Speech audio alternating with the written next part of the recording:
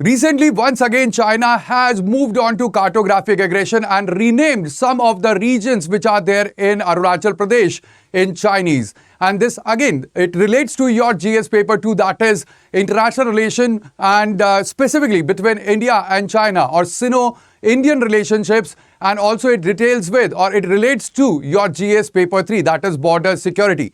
So we will move forward in this video and we will discuss that why China lays its claim on Arunachal Pradesh, what is the real issue behind it. We'll be talking about this in our complete session. So please be with me till the end because we'll be understanding the complete, right from the past to what is happening at the present in detail in this video. Along with me, my name is Bhanwarsingh. I'm ex-NDA 115th course and qualified civil services in 2012. Now, what has exactly happened? So like I have told you, the Chinese Ministry of Civil Affairs, they have released new Chinese names for the multiple locations which are located in Arunachal Pradesh. And this is not the first time. It is not the first time that China had done this. It is right from the 2017 that they have started this practice of cartographic aggression. In 2017, it was just the 6th place which were renamed. But then in 2021, there were 15 places which were renamed. Then in 2023, again, they have renamed 11 places. In April 2024, they renamed 30 of the places. And in May 2025, 27 locations had been renamed. At the same time, when it comes to the latest renaming that has happened in April 2026, over here, the China, they have referred or they refer to the Arunachal Pradesh as Zangnan. They refer it as Zangnan or the South Tibet.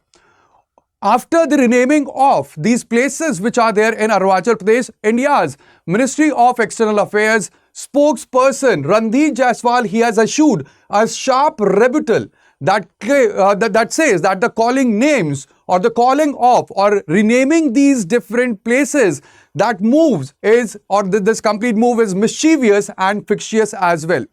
Over here, India has asserted that the renaming, it cannot alter the undeniable reality on the ground.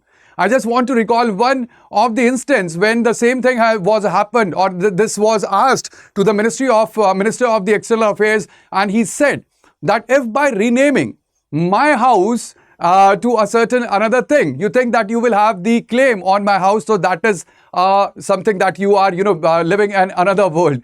All right, so ultimately over here, although renaming, it does not, changes anything. Geography remains the same.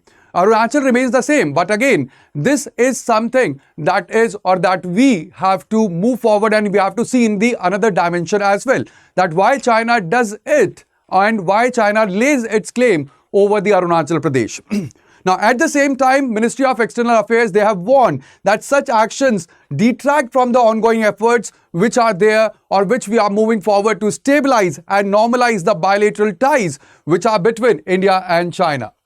Now, when it comes to the statement that is issued by the Ministry of External Affairs spokesperson, Shri Randhir Jaiswal, this is the complete statement. And let's analyze this. All right. India categorically rejects any mischievous attempts by the Chinese side to assign fictitious names to places which form part of the territory of India. These places and territories, including Arunachal Pradesh, were, are and will always remain an integral and inalienable part of India. These actions by the Chinese side distract from ongoing efforts to stabilize and normalize India-China bilateral ties and inject negativity into the relations. So over here, there are certain phrases or the catchwords like mischievous attempts. So this actually, while saying that this is a mischievous attempt by the Chinese, over here, we are signaling diplomatically that this is not the legitimate claim, but it is a calculated provocation that has been done by the Chinese side. At the same time, fictitious names, it completely delegitimize the China's claim or the nomenclature or the different names that it has given to the different places which are there in Arunachal Pradesh. At the same time, while saying that the complete region, complete Arunachal Pradesh, it is integral and inalienable part of India, that signifies that ultimately when it comes to India, so sovereignty of India, it is non-negotiable over Arunachal Pradesh. And when it says that it injects the negativity, between what is going on, the bilateral ties or the talks which are going on relating to the after the Galwan clash that happened in 2020. So over here, this is a warning that ultimately it is the border normalization that is the prerequisite for any kind of broader bilateral ties that are there between India and China. Now over here, these are the certain facts when it comes to the Sino-Indian border or India and Chinese border. The total length is about 3,500, or to be exact, it is 3,488 kilometers.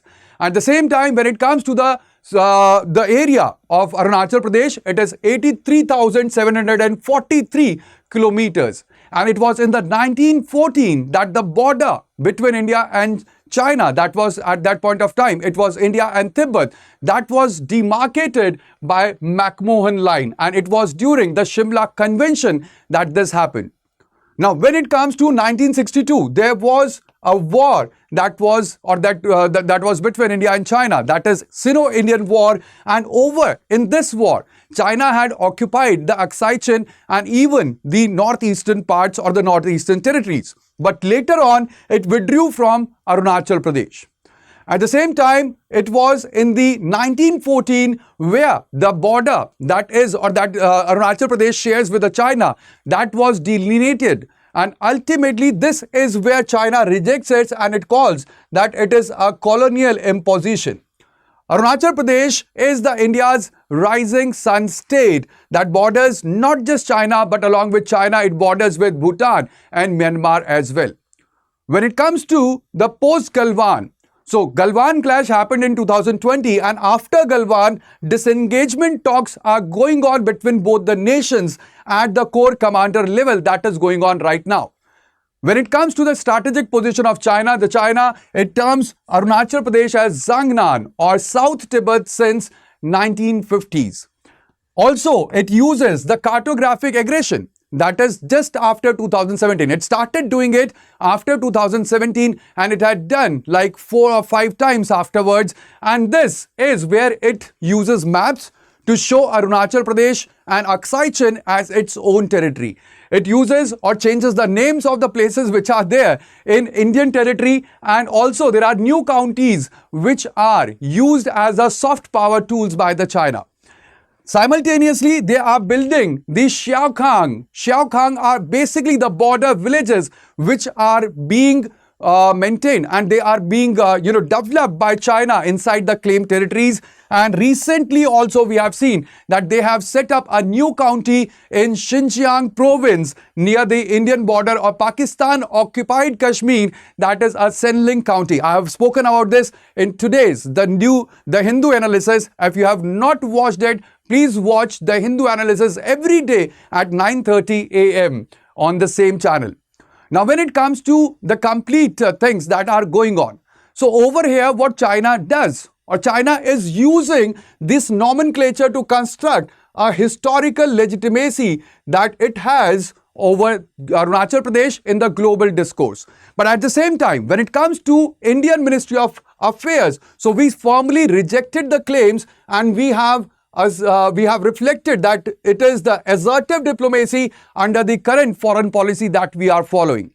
At the same time, we are no longer tolerating any kind of Chinese salami slicing very silently. We are vehemently, and we are, when it comes to the national or the international platforms, we straightforward reject any kind of the claims that China lays down on the Indian territories. Also, when it comes to the challenge to the Indian sovereignty, that falls under Article 1 of the Constitution of India. That says that India, that is Bharat, shall be a union of states, and the union territories as well as the territories, they are included in it. So when it comes, the renaming, it undermines the territorial integrity, and the current government, it is not moving forward and letting any other foreign state or the foreign country lay down any stake over Indian territory so far. At the same time, the bilateral talks are ongoing at the corps commander level, and the renaming, it will risk the derailing of these talks which are between both the countries, the normalization which is happening after the Galwan clashes which happened in 2020. The counter strategy that India is following is that we are accelerating the border infrastructure. The Border Road Organization, or BRO, is working day in and day out so that we can construct the border infrastructure. So in that condition, that if we move forward and there is an escalation with the China, all right, in the future, so we do not we do not move backwards, we move just forward. So that is why it is the need of the hour that the infrastructure is being constructed. So there is easy mobilization of the troops in the event of any kind of aggression that China does. At the same time, we have seen that Sela Tunnel, that is in Arunachal Pradesh, was inaugurated by our Prime Minister Narendra Modi in 2014. There are more than 26 tribal communities which are over here in Arunachal Pradesh, and they are Indian citizens. All right, whether it is a Patani tribe, it is Monpa tribe, it is Nishi or Adi. These are some of the tribes which lives over here in Arunachal Pradesh, and they are very much Indian citizen as you and me, we are. All right. At the same time, when it comes to what has happened before or in the past, so in the past, when it comes to the 1914, there was a Shimla Convention, and at that point of time, McMahon Line was drawn between British India and Tibet, that was there. And this is the reason why China does not apprehend the McMahon Line, because it says that I was not a party. All right.